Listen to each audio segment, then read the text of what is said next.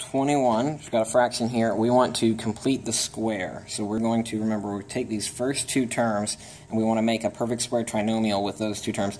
It doesn't matter what this number is, we're just going to shove it out to the outside and just kind of leave it there for now.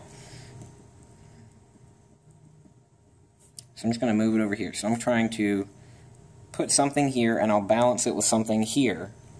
So I'm not changing the value of the equation. I'm just adding something here and I'll take it away out here. But I need to figure out what I need to add. Well, the first thing I need to do is I cannot complete the square when this number is anything other than just 1. So the first thing I need to do is I need to factor out the 1/2. So think about this though. If you take a 1/2 out of 2, how many 1/2s go into 2? It's not 1, because 1/2 is just a half. So how many 1/2s go into 2? The answer is 4. So when you factor 1/2 out of 2, you're left with a 4x. And you can check it by redistributing. If you were to multiply 1/2 by 4, well, half of 4 is 2.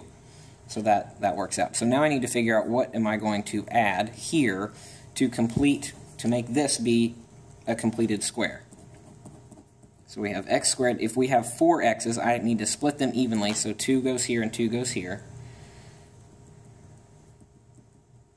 And so what number does this need to be? Well, you can see that if you have a 2 here and a 2 here, that's going to be the number 4. So I'm going to add the number 4 right here. But remember that there's this 1/2 that's multiplying by this 4. So this 1/2 and the 4 multiply together to give you 2. So you need to subtract 2 out here. Even though you wrote a 4 here, it's actually only 2 because of this 1/2. So you added 2, and you're going to subtract 2 to keep it equivalent. So that's the tricky part, and now you just have to clean it up. So this is actually, if you factor this, you get x plus 2 times x plus 2, which we usually write as x plus 2 squared. And then you combine the -2 and the -2, and you get minus 4.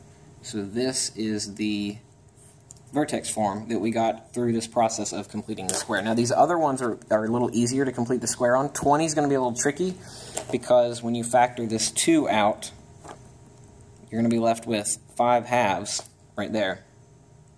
When you factor a 2 out of a 5, you're left with 5/2 because you're taking the 2 out, so you're dividing the 2 away. But these two are going to be, you don't have to do any of that factoring. So all you have to do is figure out kind of what are you adding and then what do you have to subtract then to balance it. So don't overthink those two too much.